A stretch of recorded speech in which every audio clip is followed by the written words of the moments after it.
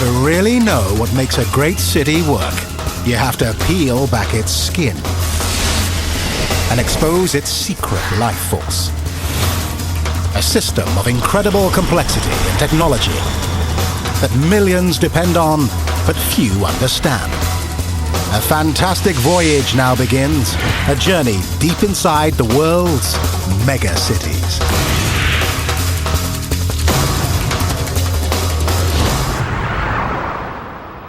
It's a man-made mirage. A sprawling oasis 40 kilometers from the nearest water. A neon fantasy in the western United States 400 kilometers from the nearest metropolis. An urban playground in the searing Mojave Desert. With an average daytime temperature above 40 degrees Celsius at the height of summer, it's also one of the hottest cities in America. What makes Las Vegas livable, even possible, isn't a bonanza of casinos, but a jackpot of electricity.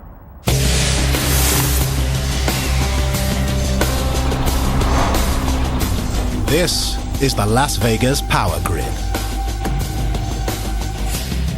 At its heart, a network of 6 power plants, fueled by nearly every source of energy. Hydroelectric, coal, and natural gas. Together, these plants pump electricity along nearly 16,000 kilometers of power lines. These lines are the visible arteries of Las Vegas.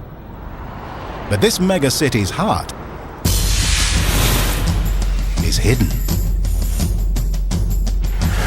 It lies within a top-secret facility whose security rivals a casino vault. The site is so crucial to the city's survival, only a handful of cameras have ever been inside.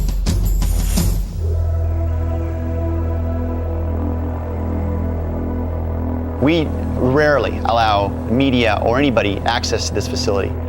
Mark Shank runs the top-secret command center at Nevada Power, one of the fastest-growing power companies in America.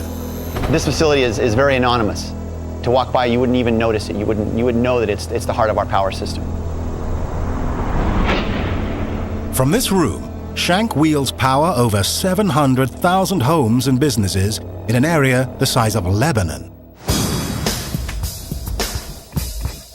With a population of more than 2 million, Las Vegas is the second fastest growing city in America. Yet the highest usage of electricity occurs in a tiny sliver of the city. This is the famous Strip.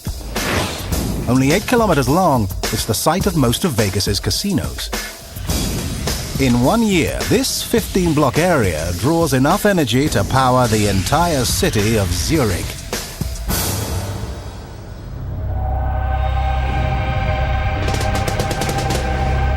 In other cities, losing power is an inconvenience. Here, where one casino generates more revenue than some countries, it's a catastrophe. The Bellagio was down for, 2 days or 2.5 days, and it cost the resort millions and millions of dollars, and that was just one property. So you can imagine if you had a large-scale outage where you may have half the Strip out, you might be talking hundreds of millions of dollars. It's a pretty serious business to make sure that the lights stay on. Vegas could solve much of its energy problem by harnessing the sun. This is the desert, after all. Yet this city draws less than 1% of its power from solar energy. It's just too expensive. On average, generating solar power costs 2.5 times as much as traditional methods. The power source most people associate with Vegas isn't even in Vegas. It's almost 50 kilometers away. It's more than twice as tall as Notre Dame Cathedral. It took 4 years to build at a cost of nearly 100 lives. When finished, it was dubbed the 8th wonder of the world. To this day, Hoover Dam is the tallest solid concrete dam in the Western Hemisphere. Through the power of falling water, it made Las Vegas. The dam's reservoir, Lake Mead, can hold over 35 trillion liters of water, enough to cover the entire nation of North Korea to a depth of 1 foot. But how much power is that really? Over 1 million liters can flow into the intakes of the dam's generators every second, spinning the turbines and generating electricity. It takes only 1/20th of a cubic meter of water to run the average home in Las Vegas for 1 day. But it takes more than 500 cubic meters to power a casino for that same day. To power the Strip, more than 14 million cubic meters every day. And that's not the half of it. Because Hoover Dam now sends most of its power to other cities, it can keep the gambling going in Vegas for only 28 minutes a day. The average power supplied to Las Vegas by Hoover Dam today, a mere 2%. So where does Vegas get its power?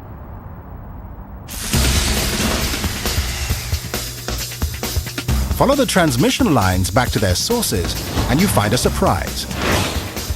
Like most of North America, Las Vegas still generates more than 80% of its power the old-fashioned way. They burn it. This is Reed Gardner Station. We burn coal, lots of coal.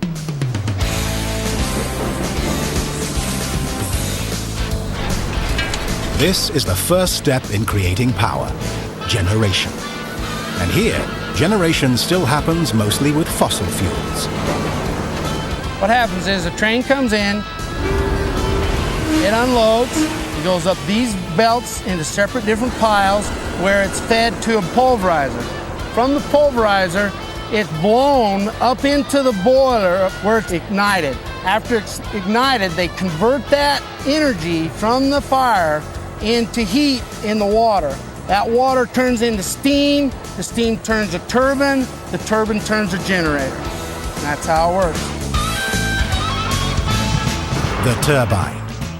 Whether coal, gas, or nuclear, it's the common denominator at the heart of the electricity business.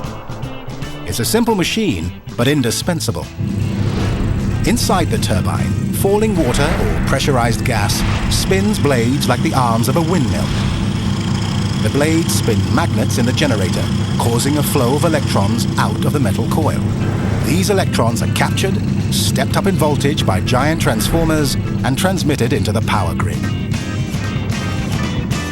In Vegas, the turbines consume fuel like a slot machine sucks coins.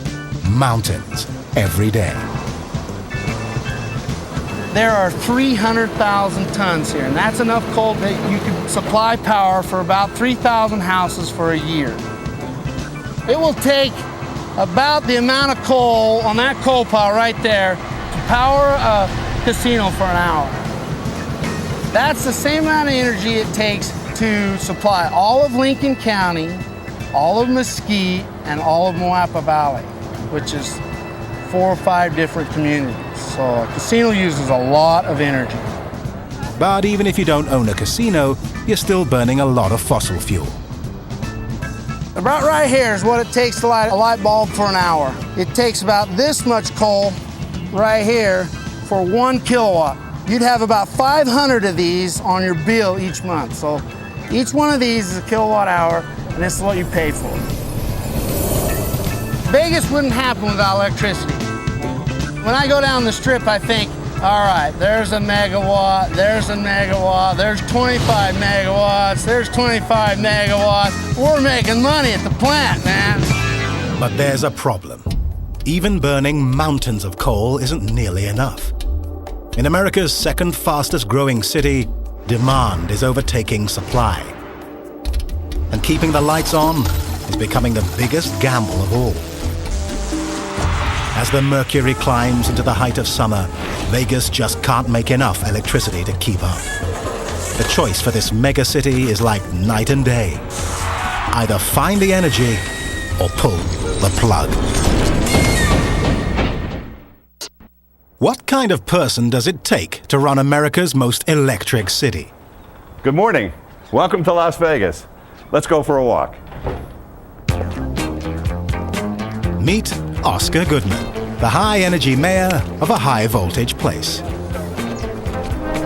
I'm sitting up in my office in City Hall, and I get a phone call from the Las Vegas Athletic Club. And they said, Mayor, we know you work all the time, really busy. Want to use you as a role model that a busy person can lose weight.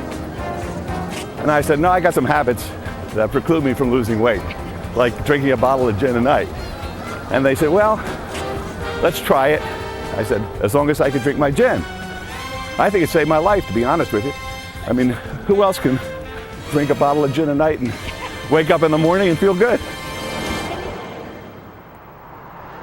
Like the city he governs, Goodman has reinvented himself to stay alive. Well, I'm the quintessential Las Vegan. I span from the mob days to the present days of being a very serious city, and I'm not ashamed from where I came. A former defense attorney, Goodman defended accused members of the mafia against charges of organized crime. In fact, it was a visionary member of the mafia who put Vegas on the map in the first place.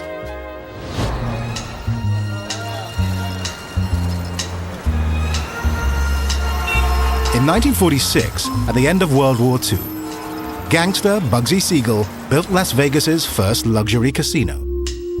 But when the Flamingo went into triple cost overruns, the mafia cut its losses. Permanently. Yet Bugsy's gamble finally paid off. It earned back its investment with profit and laid the foundation for this neon playground. I think the history of Las Vegas, the mystique, the excitement, the neon, the electricity, that's what made us what we are. The gaming capital of the world. Every year, 35 million tourists flock here to roll the dice.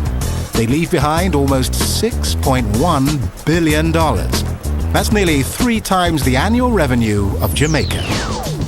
What draws them is the electricity of mega casinos like Mandalay Bay. It's a small city in itself. It holds a shopping mall the size of some sports arenas, pools the size of 4 football fields, and more than 2,000 slot machines. Mandalay Bay consumes so much electricity, it has its own power substation. We use the equivalent of about 10,000 times more power in this building per day than what a house would use.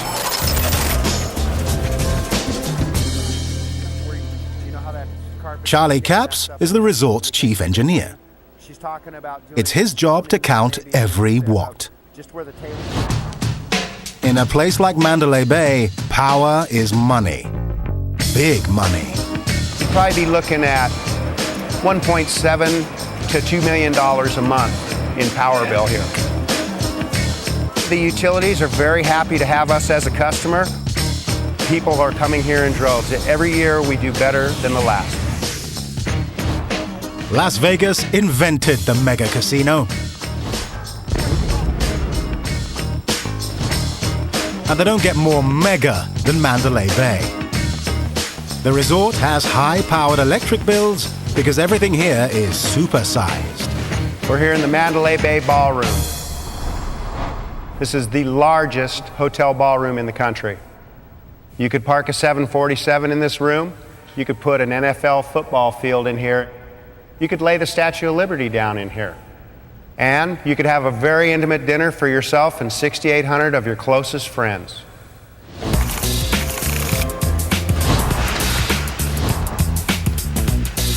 It takes more than 7,000 people to run Mandalay Bay.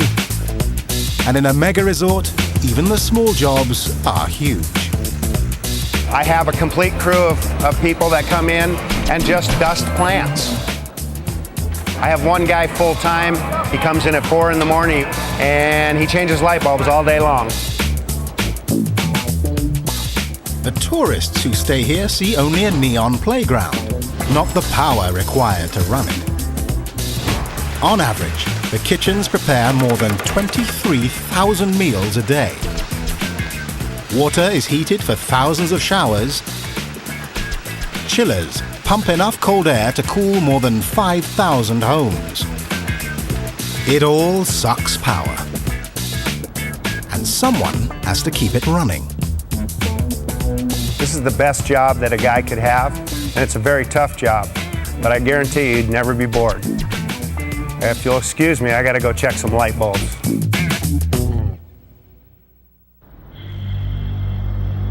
In Vegas, power is more than a maintenance cost. Electricity is the best advertising money can buy. And what better attraction than surfing in the desert?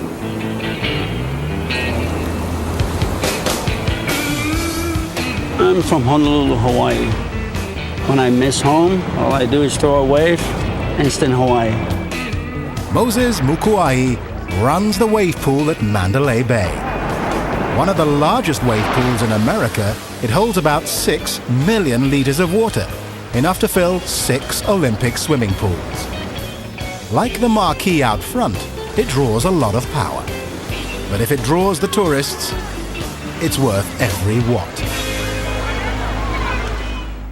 Every day, Moses plays God. And this is how he parts the water, an electrically powered mega wave machine. This is the main brain to this wave pool here. This here is where I can determine the size of waves and what runs everything here. We have 150 horsepower turbine pumps that can put out 120,000 gallons of water a minute. Okay, these pumps here pumps the water into the chimney, separates it to the chambers. Water fills up to the height I need, case opens up, water goes down, and that's what creates the wave. Similar to having a straw in a glass. Put your thumb over the straw, lift it off the glass, water stays in the straw.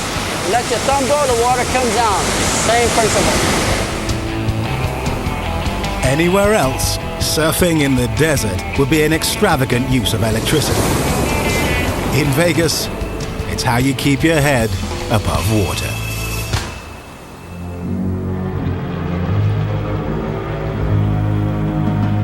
Anything is possible in Las Vegas. They do everything. I mean, just look at the Strip. We've got pyramids and castles and tropical paradises and Paris. Might as well have sharks.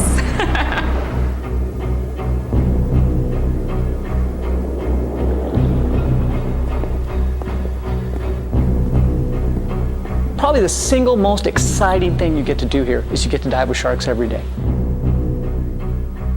Marine biologist Jack Jewell is curator of the Shark Reef at Mandalay Bay. He has more than 2,000 exotic species, including, for a time, one of only 2 great hammerhead sharks in captivity on the entire planet. Well, it is kind of odd to explain, oh, hey, I'm a diver in Las Vegas and there's no ocean around. It's another Vegas irony. If you wanted to swim with a hammerhead, your best bet was a casino in the desert.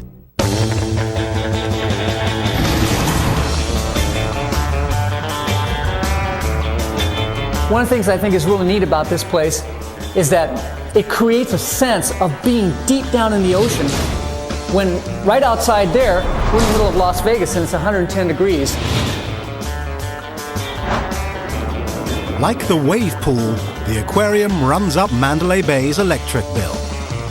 But in the long run, it pays for itself. The aquarium lures the gamblers feed money into the casino, and the city takes a tax bite out of the casino.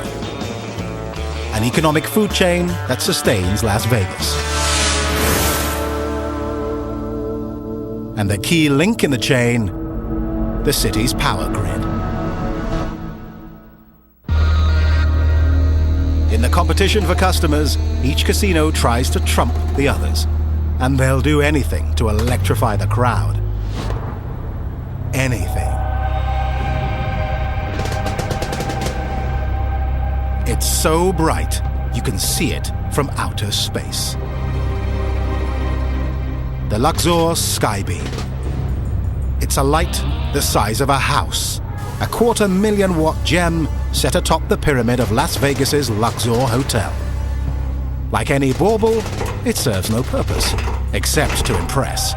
And it's a jewel of a statement, an icon of the new Las Vegas, where nothing is too expensive, too flashy, or too big. We're standing above the Skybeam here, what we call the Skybeam, made up of 39 7,000-watt xenon lamps. John Lichtsteiner is the Luxor lightkeeper. This here, what you're looking at, is the source of all the claims. I can see it from the space shuttle. I can see it from 250 miles away in an airplane. You can read a newspaper 10 miles up with this light here. We have the system on a timer, so we have it to come on about 45 minutes after sundown.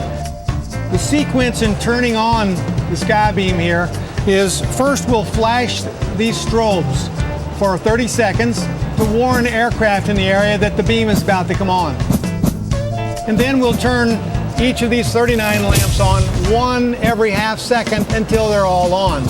The electric bill for this nightlight is more than $125,000 a year. Just a routine cost of doing business in Vegas. Helicopter tour pilots bring their guests to fly right through the beam. I think it gives them more energy or better luck or something like that. At least that's our story, and we're sticking to it. It's not just the tourists who are attracted. Yeah, the only casualty from our Skybeam here seems to be the moths and the birds, and once in a while a hawk. Yeah, for an animal that is attracted to the light, this is like a Las Vegas buffet here. But the electric buffet may run out. In the height of summer, peak season, all of Vegas's power plants run full blast.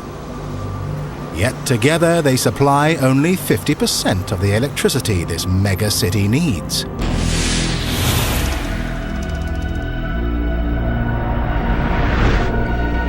The difference is made up back at Nevada Power's top-secret command center, the hidden heart of the Las Vegas power grid. Here, they don't generate electricity, they buy it. One of the things that we do is we sign contracts prior to the summer to fill the majority of what we think our supply deficiency is. And then we leave another chunk of power, another amount of capacity that we buy on a short-term basis, on a day-ahead basis, or on an hourly basis. Nevada Power is hooked up to one of the world's largest machines, the North American electric grid. 5,000 power suppliers serving the whole continent and linked to each other. The grid works like any commodities market, with one huge exception. You can't store electricity on this scale. It's use it or lose it. The process is called wheeling. Areas in demand of electricity buy it from areas with a surplus. In a neighboring state, the weather is cool. Power plants here can generate electricity to spare. Shank calculates how much extra power he needs today and makes his purchase. In mere seconds, his order is filled. The order travels along high-power transmission lines that can carry up to 1,000,000 volts of electricity. Moving at the speed of light, the power arrives in Vegas. The more Vegas grows, the more power it buys from out of town. But there's a weak link in the chain, the lines themselves. Nevada Power operates more than 2,500 kilometers of high-voltage transmission lines, the distance from Berlin to Athens, and they require constant maintenance. Something else that occurs on our system, because of the peak demand season being what it is, there might be instances where we need to do work on a high voltage transmission, like a 500 kV transmission line. We can't take that line out of service because it's critical to serving load in southern Nevada. Which means they have to work on lines surging with 500,000 volts of electricity. It gives a whole new meaning to the term high maintenance.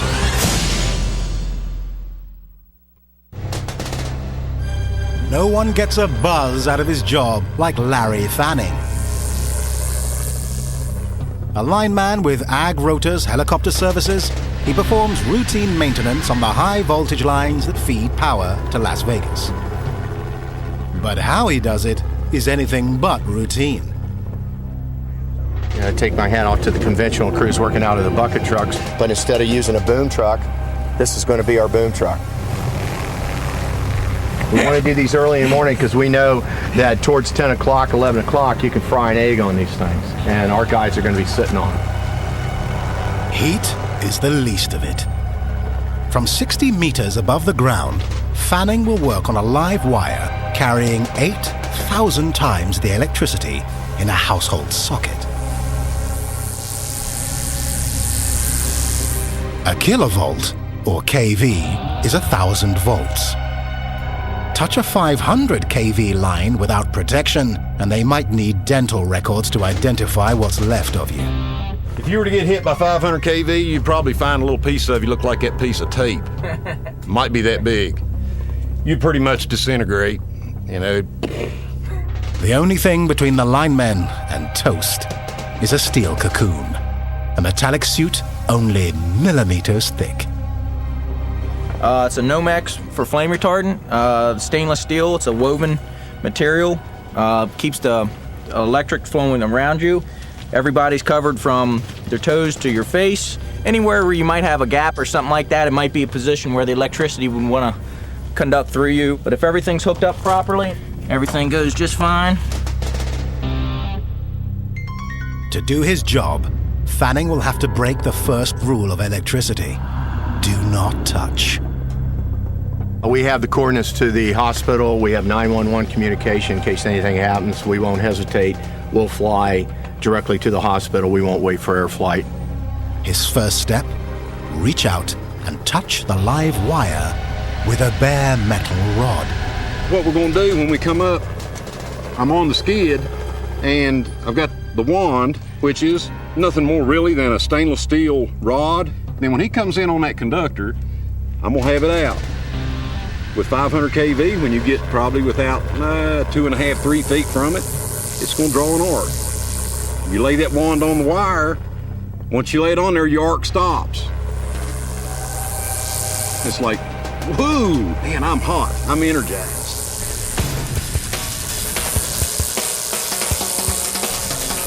Half a million volts of electricity are now surging around Larry Fanning's conductive suit, rather than through his body. It's called the Faraday effect. Faraday's theory was a man held within a cage of wire. The energy goes around you and not through you. Just like a bird on a wire, we're just as energized as a conductor. We're just as hot as it is.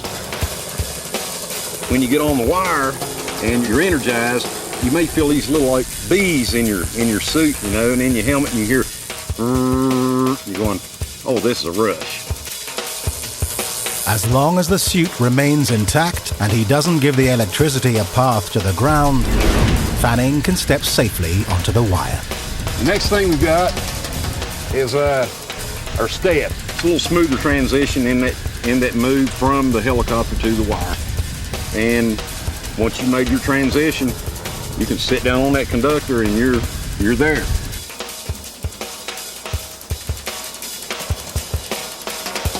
Today, the Ag Rotor's team is heading off trouble. The transmission lines not only carry a high volume of electricity, they're subjected to high temperatures and powerful winds. Another hazard of supplying power to a desert.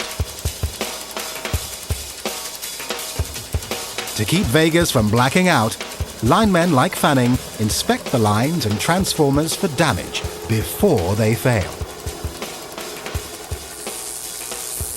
I love doing it. I love wire walking. I love energized work. You respect it, you know.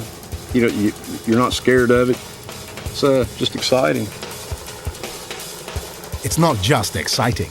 It's vital to this mega city's survival. Transmission lines are to electricity what interstate highways are to traffic. They carry a lot of volume over a long distance. It's efficient, but difficult to use.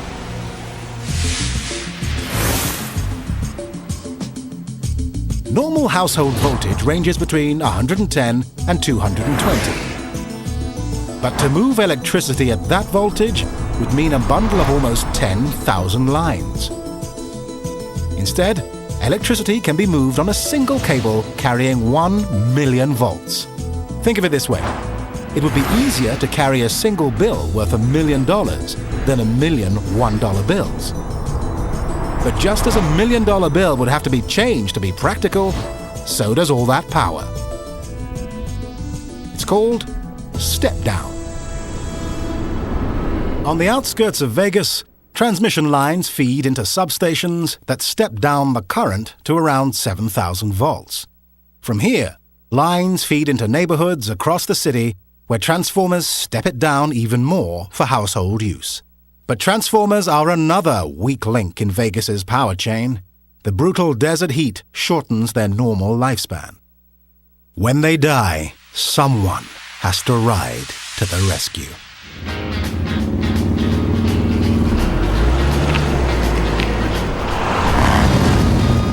These aren't Hell's Angels. They're Vegas's good fellas.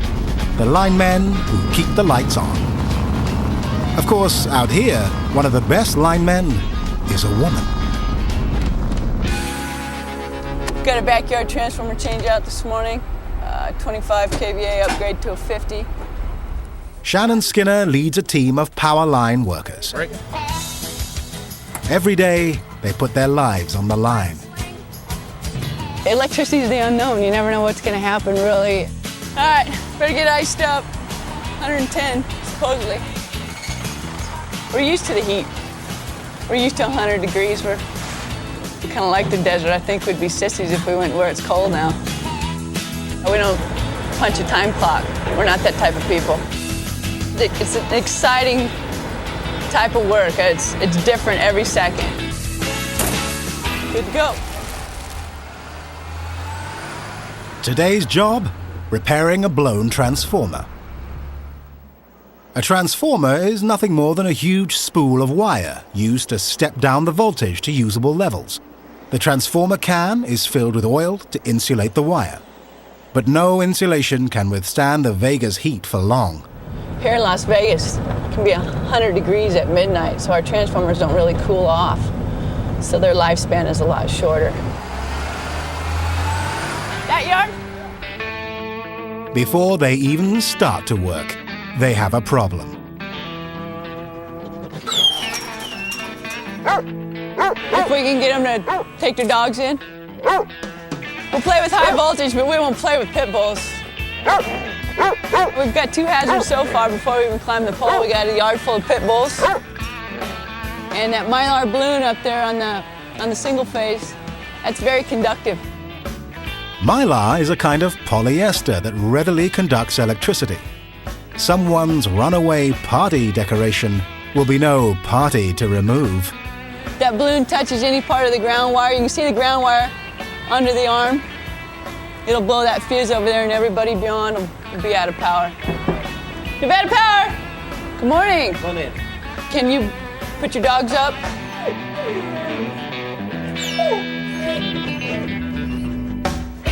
All right, let's go round everybody up. Okay. Hard hat's important. We wear hard hat under the booms. Anything drops on your head, it's not a good thing. Safety always comes first. Even at the end of the step-down process, the voltage in these wires can still be deadly. So someone's always looking out for the field crews. It happens back at Nevada Power's command center. When work needs to be done, it's got to be coordinated through this office first, because these guys in here need to know who's where so that if something does happen, they don't try and close that line back in. If the line's de-energized, or if there is a problem, if the line trips, it stays out, because safety's at stake. If we make a mistake or we don't know where they're at, somebody can get hurt. I've had a couple friends actually lose their lives in the line trade.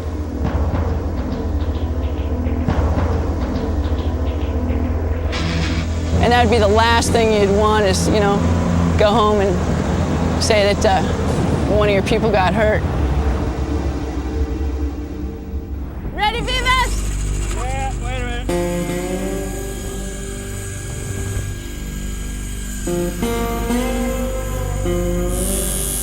We're linemen because we're pioneers. We're out in front of everybody. Nobody exists until we get there and build power lines. Yeah, we've built Vegas. We've put every stitch of power in this town. When you're standing on the wood 100 feet in the air, the wind's blowing, clouds are zinging by, we're up there next to God. On the seventh day, God made linemen. The lineman finds a surprise at the top of the pole. The real culprit behind the blown transformer. It's not a balloon, it's a blow-up doll. I gotta save that. All right, this is our Mylar culprit. This right here can cause a lot of damage to our distribution and transmission system. A $2 balloon can take all the lights out on the strip. She's not kidding. A Mylar balloon once took out a transformer that feeds power to several of the city's biggest casinos. But it could be even worse. Losing the entire strip is Vegas's worst nightmare, and it could actually happen. It's called a cascading blackout. A chain reaction of power failure that overwhelms a city's power grid. To avoid a meltdown of the entire city, power plants should automatically trip offline. But it doesn't always work. Because virtually every city in America is connected by the continental power grid to other cities, the blackout could spread even farther, as it did on a steamy August afternoon in 2003. A sudden shutdown at an Ohio power plant triggered a cascading blackout that left 50 million people in the US and Canada without power, the largest outage in American history. Las Vegas Mayor Oscar Goodman lived through a preview of that nightmare, the power shortages of the 1970s. It haunts him to this day. There was a time during the an energy crisis that we went gray or dark, and the lights weren't on, and we weren't ourselves. It was like being something else. It was not Las Vegas. We could pretend we were Las Vegas, but Las Vegas is really a place that people expect to have that energy, that life, which is created by all the electricity. The bigger Vegas grows, the greater the chances of another outage.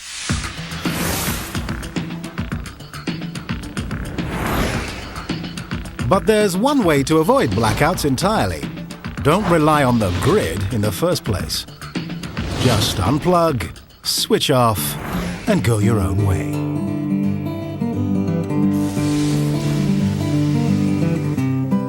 Pahrump is just an hour drive from Vegas, but light years away.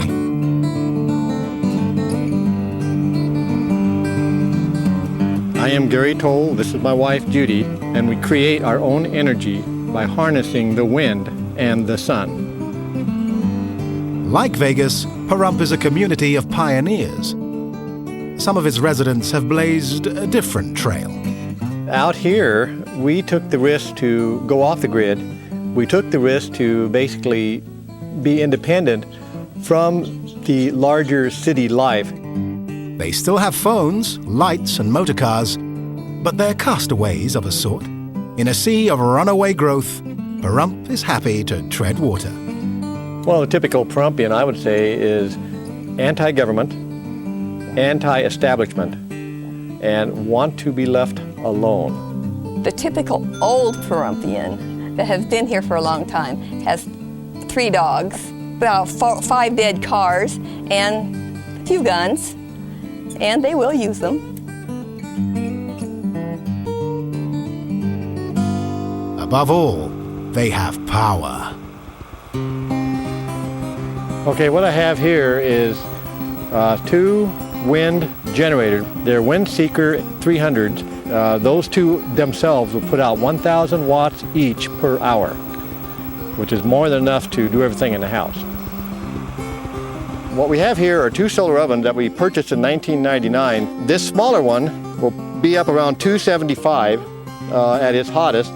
This larger one is right around 325 to 350. We've cooked turkeys, cakes, chickens, none of my own chicken, by the way. I wonder sometimes if people see us as being different. I am who I am, and sometimes I wonder if I am. Am I different? Do you see us as being different? I don't know. To this family from Pahrump, Vegas is like another galaxy, far, far away. What I see when I see the Las Vegas Strip is so much waste, so much glitz. And one of these days, Las Vegas is going to go dark. We're still going to have lights because we have solar and wind. The lifestyle that both Judy and I do out here and the risk that we take, I think is very small compared to, let's say, Las Vegas is taking right now.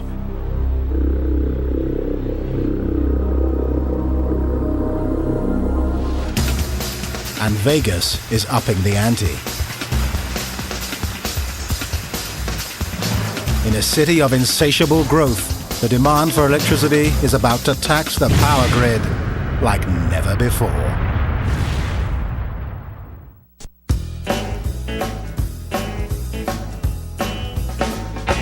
The growth of Las Vegas is pretty much overwhelming. This used to be the outskirts of town. Now it's becoming middle of town, basically. For Carl Miller of Nevada Power, keeping Las Vegas hooked up to the power grid is like digging a bottomless hole. We're putting in about anywhere from 40 to 45,000 meters this year. The growth is between 5,000 to 6,000 a month. They're moving here. It's a lot to keep up with. Every day, Nevada Power lays almost 2.5 kilometers of power lines.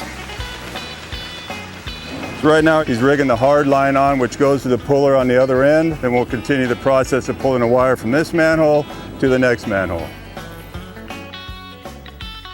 To protect power lines from heat and accidents, and to improve the city's aesthetics, Nevada Power now lays most distribution cables underground. We got to have air in the hole for the man that's down there. I'd appreciate that. See, he's already at me about it. Spend more time with him, I spend with my wife. Not the same kind of time. Okay. By the end of today, this crew alone will bring power to 40 new homes. Yeah. The pace of home building is so fast, crews work round the clock, at least 2 shifts a day, 7 days a week. Once you get down here and look in here, you look at all these wires and you'll say, dang, you know, which ones go to which? Every year, Nevada Power lays enough power line to run from Berlin to Zurich. But the job is never ending.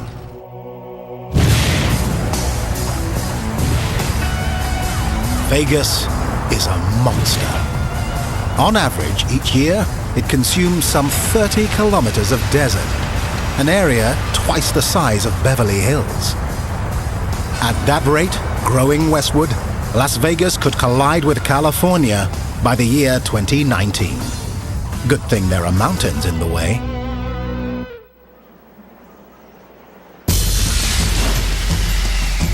On the outskirts of town, the mayor is channeling growth in a radical new direction.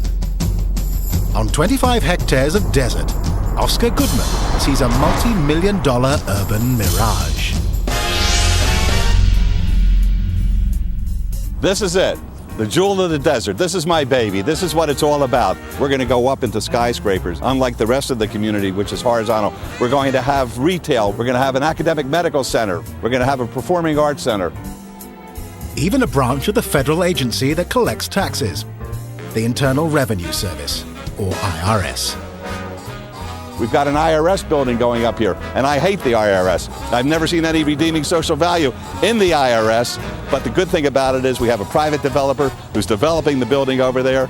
He's going to lease it to the IRS, and the city of Las Vegas is going to be able to tax the IRS.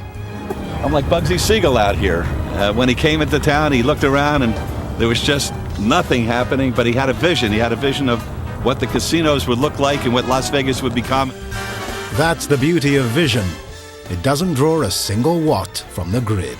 Details like how to power your dream can be left to the future. This is my dream, my vision as to what the future of Southern Nevada is going to be about. This is going to be here for hundreds of years to come.